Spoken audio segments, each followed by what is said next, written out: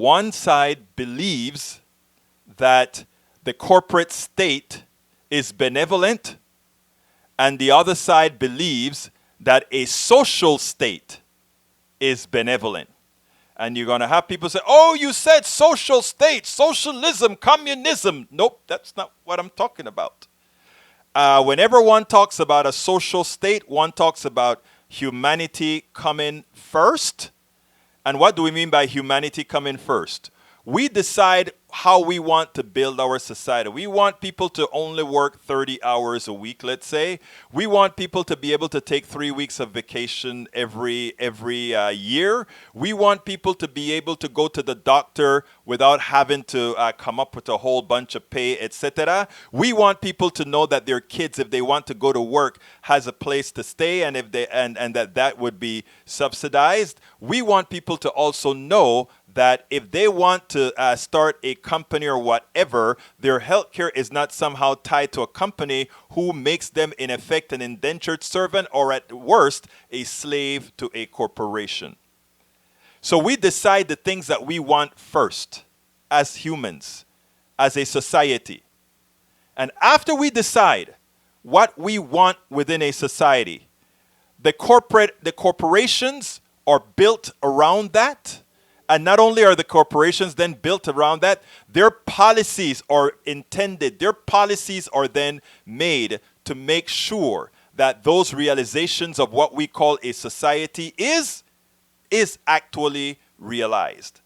So what I'm saying is, just like every engineer takes the different outputs from scientists, massage it together, put it together, and create something of value to society, we are saying we're going to take all those inputs of humanity, what we want from humanity, and then we're going to say, now that these are the things that we want, all corporations that are there in existence will fall within these realms. Then the costs of products and all those things will have all those things priced into it. Let me give a good example. People say, oh, how can that happen? Then the price of gas is going to, the price of gas is going to go up. And let me give an example, okay? Right now, corporations are asking you to pay the price of the spoils that go to the shareholders and that goes to the chief executives and the high-paid people. What do I mean by that? Let's use Pasadena, Texas as an example. Pasadena, Texas is where you have a whole lot of refineries out there. Big money makers, big refineries for all these corporations. And the spoils don't go to the guy who is risking his life in the tank. Many of them die in the tanks, okay? The spoils don't go to all these people. Let me tell you where the spoils go. They go up the ladder. So when you buy it, they try to make the gas as cheap as possible so that you buy a lot of it. There's a line that they call, there's a break-even line based on price and volume, okay? And where those lines intersect is what they call the optimum price. I'm getting a little technical in economics right now, but I just want to let you know that there's an optimum price based on volume that these guys have, right? What I'm trying to tell you is this. That optimum price does not include human cost. It does not include the cost that they call externalities. What I mean is the following. All those people that live in Pasadena, they have to pay health insurance and all these other things, right?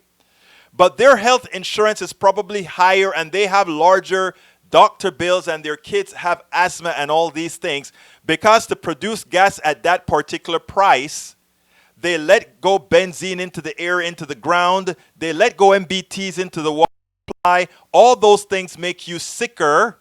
And in making you sicker, your cost of life and your benefits from life increase. So you are subsidizing. You're not paying it in taxes, but you're paying it in subsidies to the corporations to let those executives make more money. That is what's happening right now. In this state that I'm talking about now, where we say we create a state where we decide how we want to live first and then have the corporations act around it to live within those conforms, what happens then? If you have Medicare for all, so the cost of your health care is no longer dictated by You haven't been living next to that corporate place that's polluting or whatever. If they screwed you by polluting you, it doesn't matter, because what then happens is, actually though, a masticator, money is created by magic.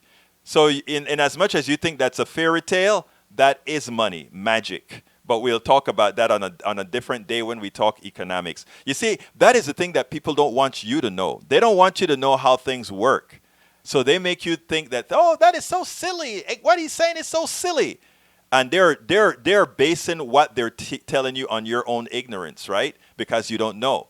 But that's why we have Politics Done Right, and that's why we have a lot of smart people in this room that will answer that question to you about money being a magic cash fairy tale. I bet you somebody's going to answer that question before I get to it, because I got a whole smart bunch of folks in that room.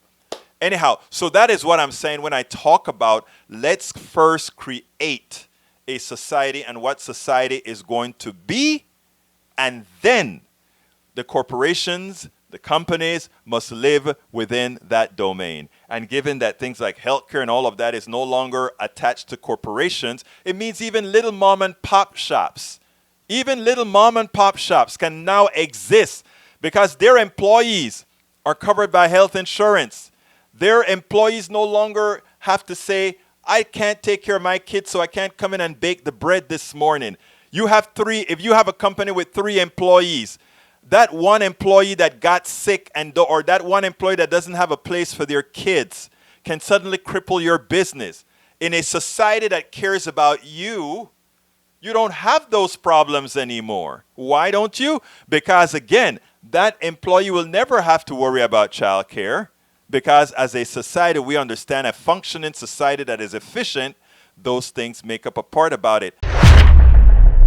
I'm Egberto Willies, host of Politics Done Right, an independent news program. I post several news videos of interest every day. I ask you so kindly to subscribe to my channel, and please leave me some comments. Thank you very much.